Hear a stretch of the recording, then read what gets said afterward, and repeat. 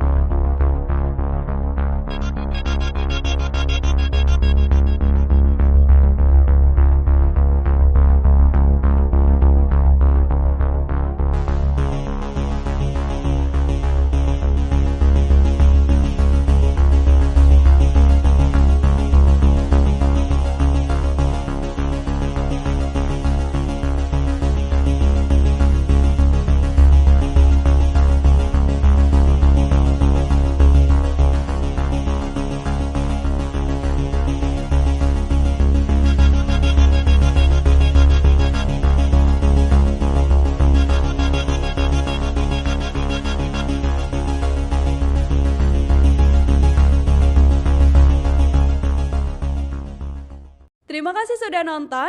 Jangan lupa like, subscribe, dan share ya.